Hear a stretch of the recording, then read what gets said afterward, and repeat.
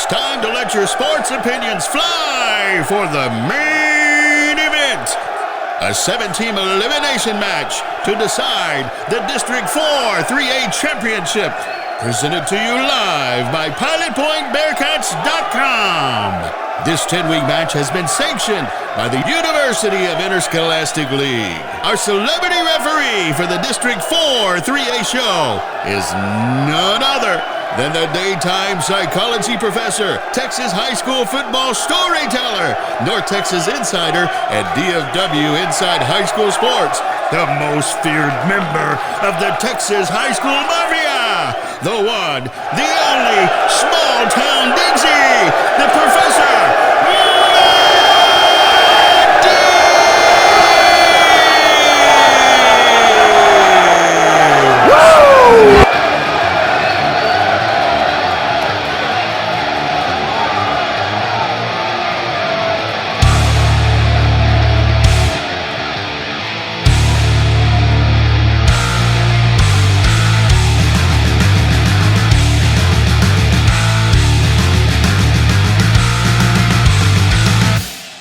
It is week 12 of the District 4 3A report. I am the professor, Matt Diggs, and the very first thing we are going to do is we are going to take everybody's records who are still left and scrub them down. We are starting at 0-0. It is a brand new season, and the first time you take an L, you are out. It is single elimination UIL playoffs, and I am ready. Let's go. Just to kind of remind you of the rules of the District 4 3A report, it is an elimination kind of a podcast as far as that goes. As long as there is at least one District 4 3A team left in the running, we will keep doing the District 4 3A report. Once we're done, we're done. Last year we went 6 weeks, including the regional finals with 2 teams left, and I hope that we are able to do the same this week, this season, and we will find out. And I will give you some prognostication as to whether or not we will get there. But to find out how we got there, we have to kind of look back at how we got here and looking at last week. And there were some crazy results last week. Well, I should say crazy result last week as far as Pilot Point and Peaster and Boyd and that marriage. And we saw that Peaster defeated Boyd 25-20. And when you really broke down this game, it was a back and forth game for the whole, the entirety of the game. And there was a pivotal play late in the fourth quarter. Peaster was down 20-19, had the ball 4th and 5. So Boyd, if they would have gotten one more stop, they would have probably won the game. And McElroy hit a big play down the field for about 50 yards, 4th and 5, and they were able to then a couple of plays later put it in on the end zone. Boyd's defense, they stepped up. It was a 3rd down. They were playing pretty good defense, but Peaster was just able to find holes in the defense. And Gunnar McElroy had the game that was probably, as a senior, his best game of the year. So that's a kind of a good way to end for Peaster. They were able to effectively win the game for Pilot Point with that 4th quarter drive. Gunnar McElroy went 21 for 34, 261 yards and 3 touchdowns. His favorite target was Tremar Gilbert, 7 for 98 and 2 touchdowns, including that big play we talked about late in the 4th quarter.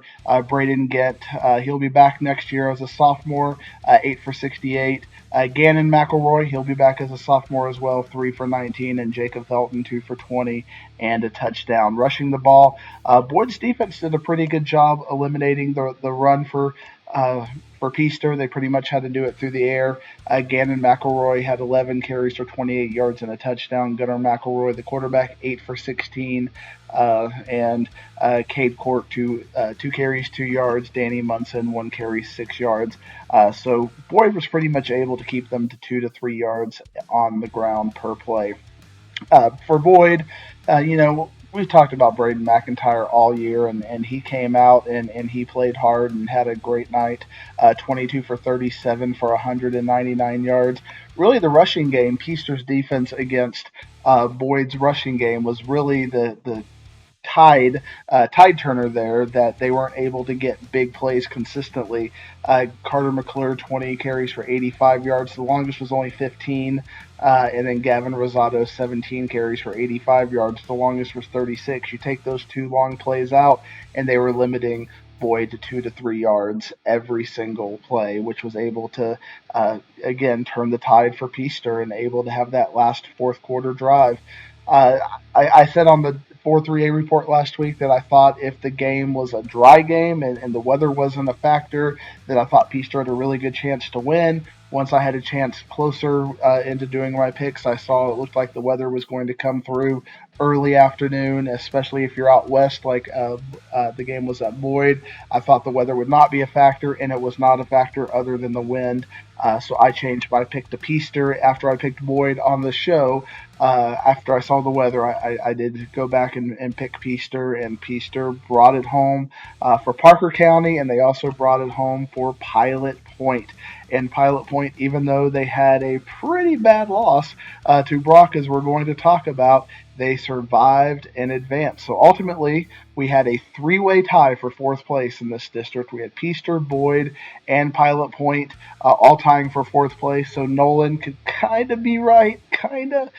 He just his Peaster Greyhounds lost via tiebreaker because of the blowout victory of Pilot Point to Peaster the previous week. And we talked about Brock versus Pilot Point. This game was moved to Thursday in anticipation of the weather, and Brock had finally the dominant performance that we were kind of looking for. No turnovers, 488 yards to Pilot Point's 44 yards. What can you say? Reed Watkins was back. Tyler Moody, 10 of 14, 192 yards, 3 touchdowns. Reed Watkins, 7 rushes for 115 yards and 2 touchdowns. Brett Tutter, 15 rushes for 108 yards. This was the kind of gut-stomping dominance that we've been waiting for Brock all season, and we haven't seen it. There's always been something, always been just something here, something there, where you look at the game and go, well, Brock played pretty well in this game, but they had the turnovers or they had the penalties.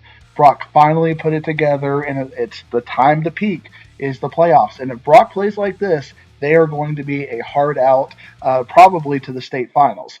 And this is kind of the game we're looking for Whitesboro. And Whitesboro arguably had that against Paradise, but will they be able to do it in the playoffs? And I think we'll have an opportunity to see pretty quickly in the playoff road if they're able to do it. I'd love to talk about Pilot Point statistics, but it was not pretty. Wyatt Smith, 7 for 20 for 46 yards.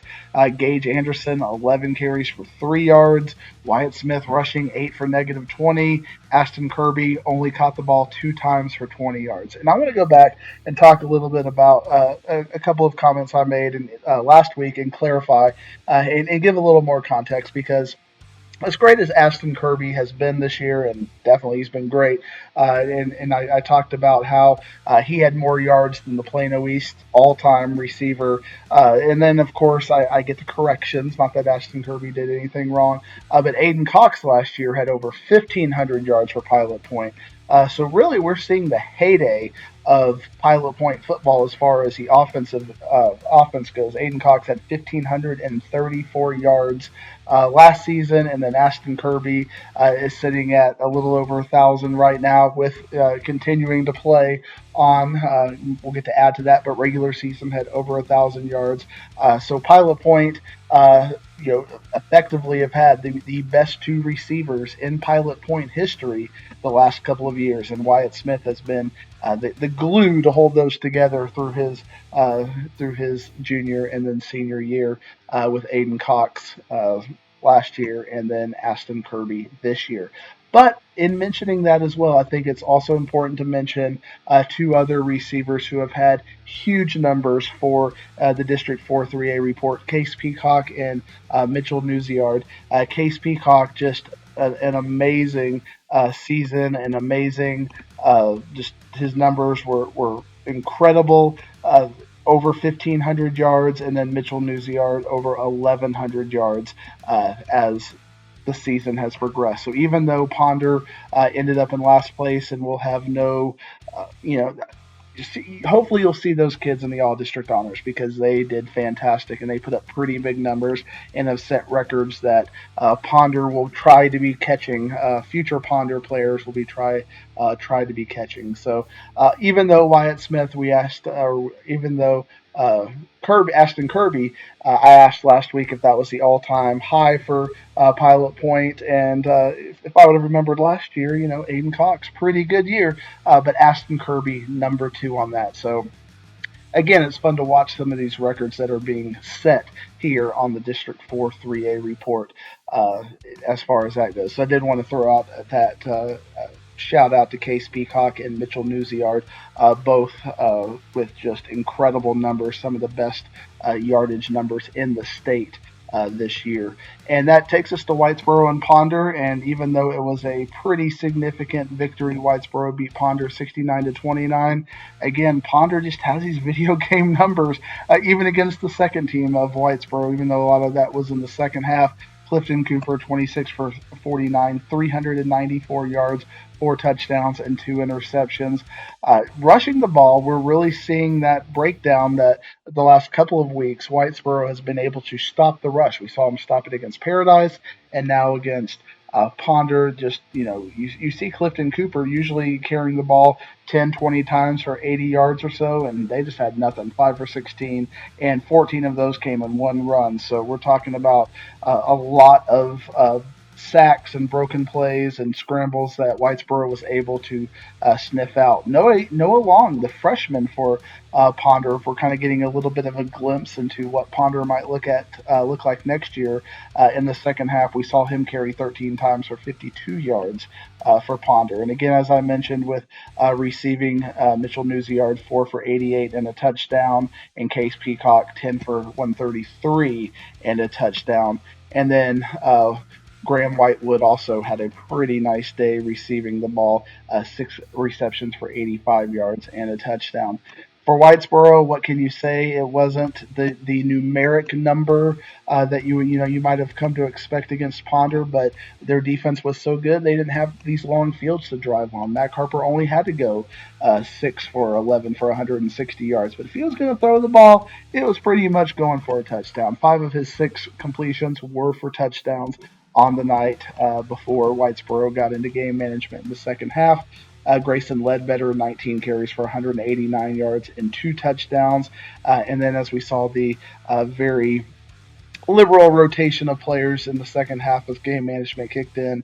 You saw Max Parker carry the ball 9 times for 136 yards and a touchdown. Mac Harper also carried 9 times for 47 yards while he was playing in the first half for a touchdown. And then receiving Carter Sluter, 3 for 67 and 2 touchdowns. He was the only one who caught the ball without a touchdown.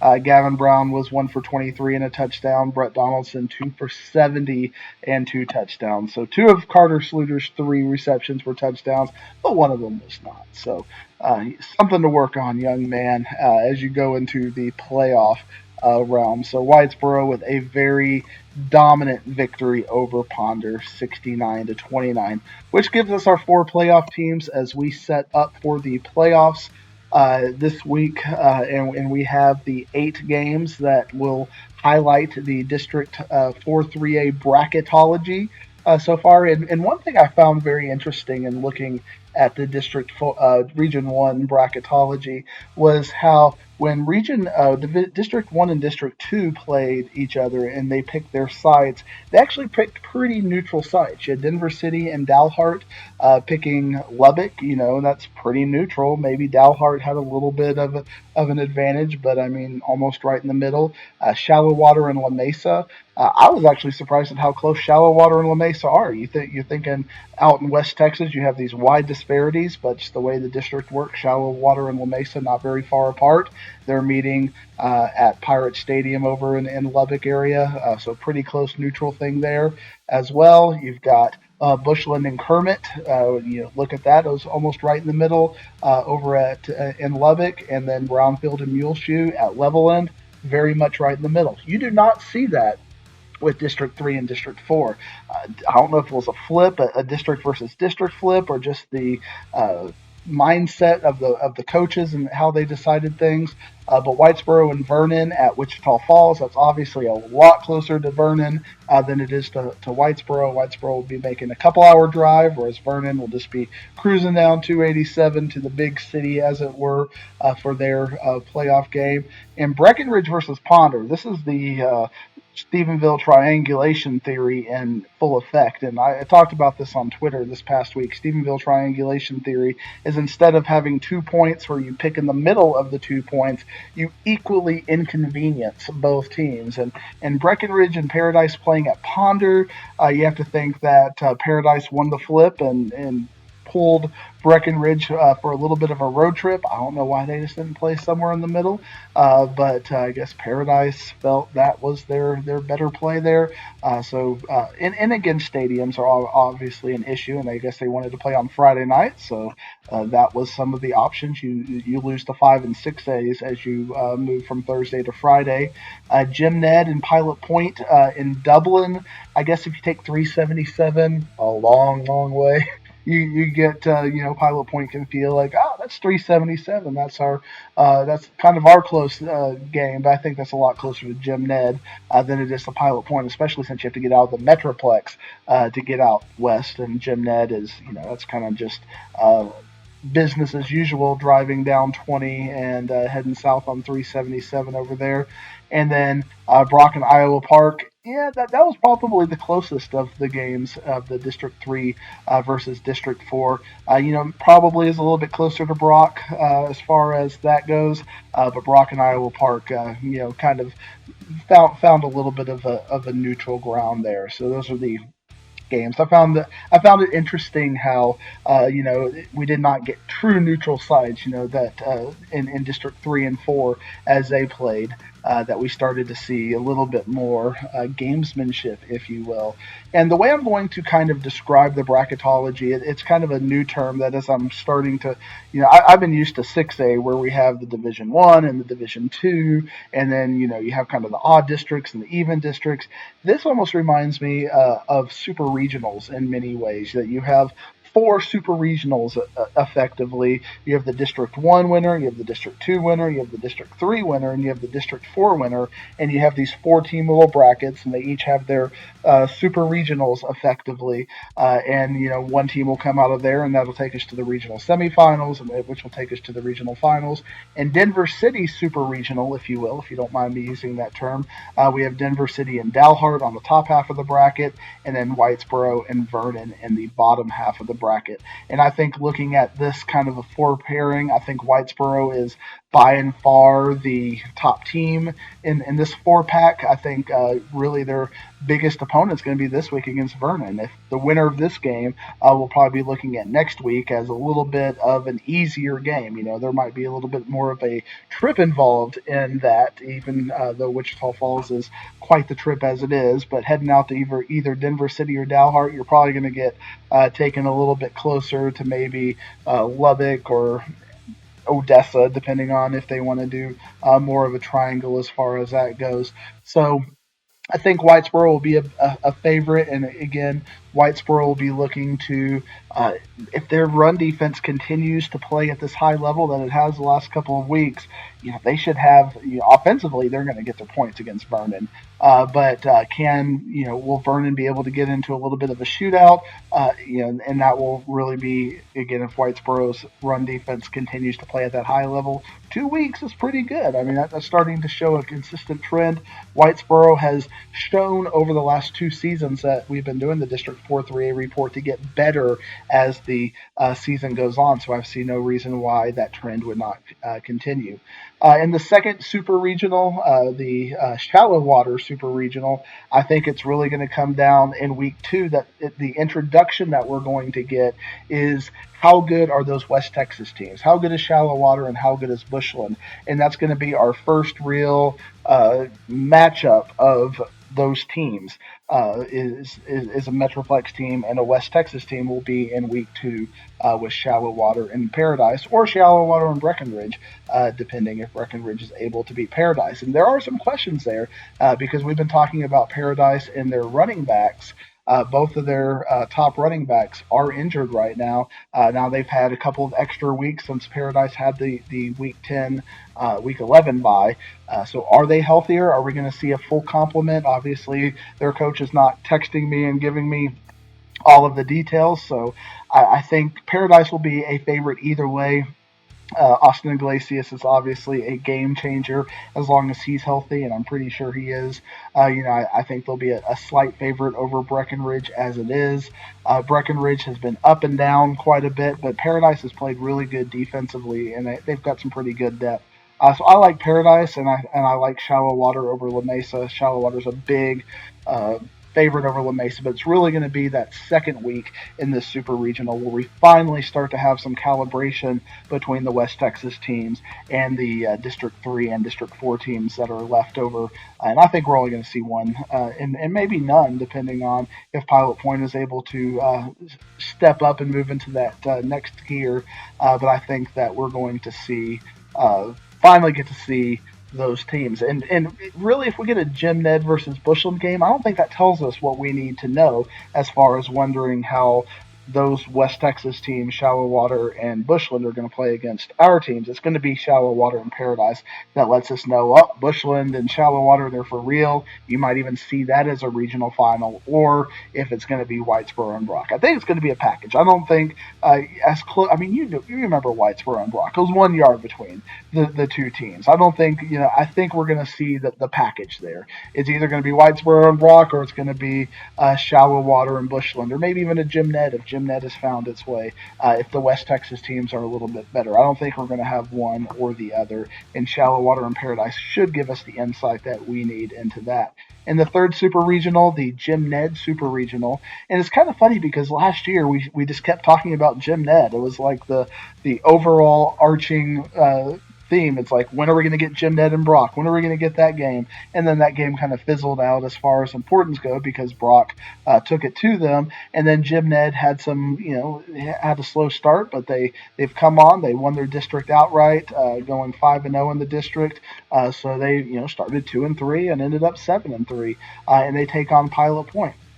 Now, obviously, Pilot Point got blasted by Brock this past week, so this is our first kind of 3 versus 4 calibration. I think Pilot Point will play Jim Ned kind of like they played, Paradise. I think they'll score some, but they'll give up some points, and ultimately it'll be the depth issue of Pilot Point. I like Jim Ned in this game, but I think Pilot Point will keep it interesting for a half. I think you're going to see maybe a 35-25, 35-28 sort of game with Pilot Point and Jim Ned. Now, if Jim Ned makes a couple of turnovers, I think Pilot Point has the offensive firepower to take over that. But will they make those mistakes? I think Jim Ned plays the kind of style of football where, especially since it's supposed to be dry, they're probably not going to be fumbling. I think at this point they've got it figured out.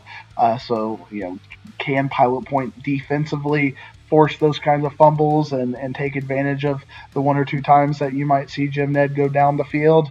I think Pilot Point's going to have a hard time forcing turnovers, so I like Jim Ned in that game as well. And then the 4 Super Regional, we've got Brock, the Brock Super Regional. I think Brock is by far the favorite here, but again, it really boils down to where we see things going on,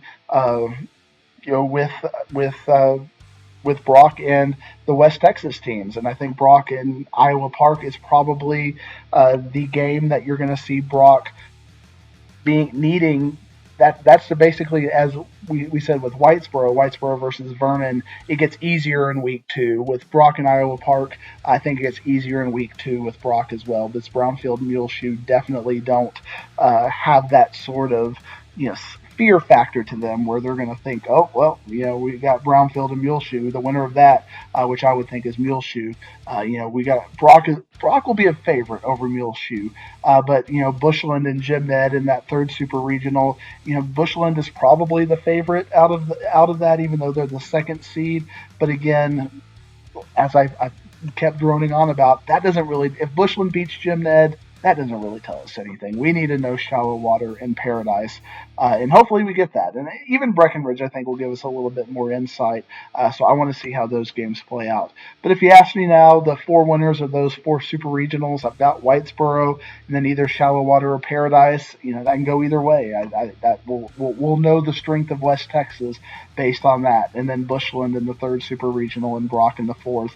And then I think, like I said, we'll either see Whitesboro and Brock, or we'll see the West Texas games with Shallow Water and Bushland. It's just so hard to calibrate these teams until we get to see them play each other.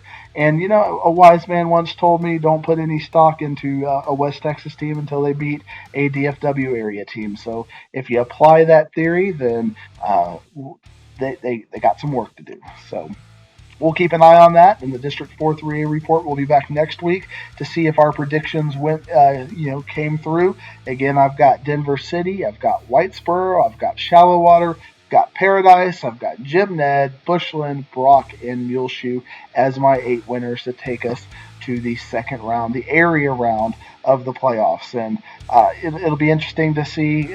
Probably the game of the week will be Paradise versus Breckenridge. Is Paradise going to be healthy, or will Breckenridge take advantage of a weekend lack of depth of Paradise and move to the second round? But I think Paradise is a much better team, a more well-rounded team. Even if they only get one of their 2 running backs back, I think they should be a favorite in that game. Well, thank you for tuning in to another District 4 3A report, another award-winning District 4 3A report, although if you played the minute of me fumbling there for my words a couple of minutes ago, you might not realize it's an award-winning District 4 3A report. So thank you for fighting through all of that. And the road goes on forever, and the party never ends. Chance, hit my music. Woo, woo, woo, woo, woo. I ain't leaving.